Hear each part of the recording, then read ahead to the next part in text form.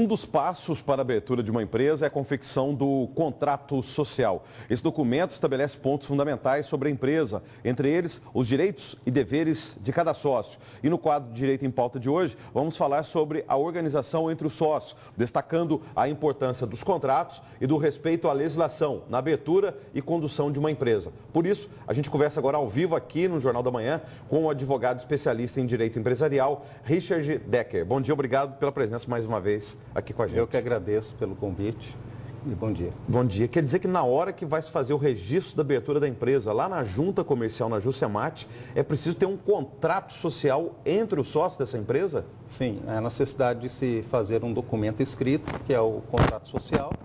Nesse contrato social você tem algumas cláusulas que são obrigatórias, que a própria lei traz. E, fora isso, é o momento que os sócios têm para discutir a relação deles. O que deve constar nesse contrato em termos de direitos e deveres dos sócios?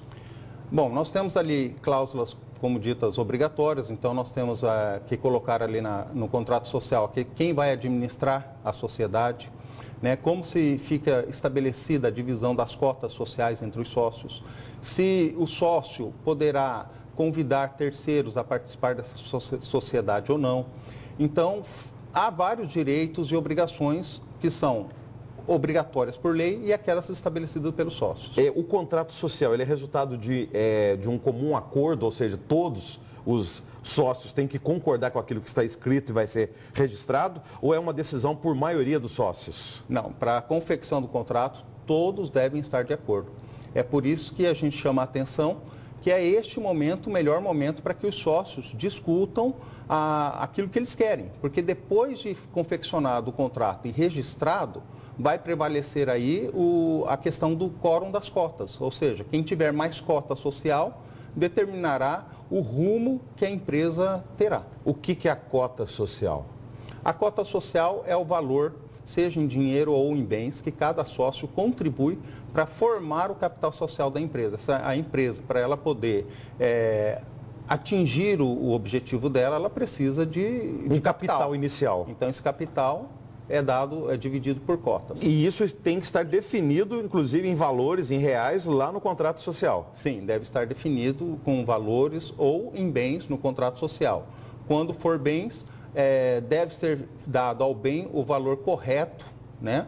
Porque se o sócio entregar um bem, por exemplo, um imóvel, declarando que ele valha 100 mil, mas na verdade ele vale 50, lá na frente ele poderá ter problemas com isso. Para isso é importante fazer uma avaliação, então, prévia antes da confecção do contrato social. Sim, se for fazer o capital com bens, o ideal é que seja feita uma avaliação. Agora, uma coisa, às vezes, recorrente que acontece é que, após o contrato social, após a formalização da empresa, um dos sócios ou parte do sócio começa a reclamar de que, não era bem assim, na prática está acontecendo de outra forma. Por que às vezes acontece isso?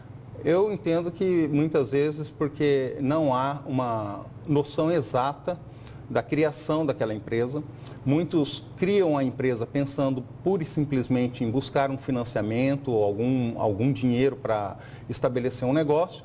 E por causa dessa falta de conhecimento, acaba não tendo o alinhamento com os demais sócios, não tem a visão do negócio e isso com o tempo acaba enfraquecendo o relacionamento dos sócios. Tem um limite para a quantidade de sócios num contrato social e, havendo muitos, como que se tomam as decisões no dia a dia da empresa?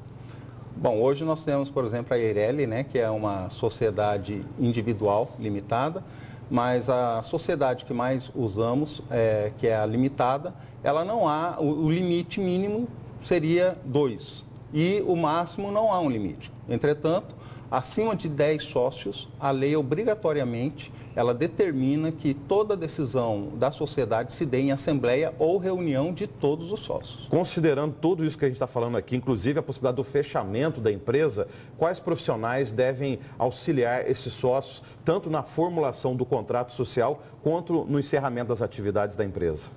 Bom, há dois que bem no início são fundamentais, que são o contador e o advogado. Muito embora a lei não estabeleça qual deles ou quem deva fazer o contrato, eu particularmente entendo que o profissional mais habilitado para a confecção desse contrato é o advogado, até porque a própria lei estabelece que o contrato social ou o estatuto deve ser vistado por um advogado, né? E isso tem muito a ver com a prática, o dia a dia que o advogado tem, com a aplicação da lei, a interpretação que se dá a essa lei. Então, colocaria aí o advogado e o contador. Muito obrigado pela presença. Até uma próxima oportunidade.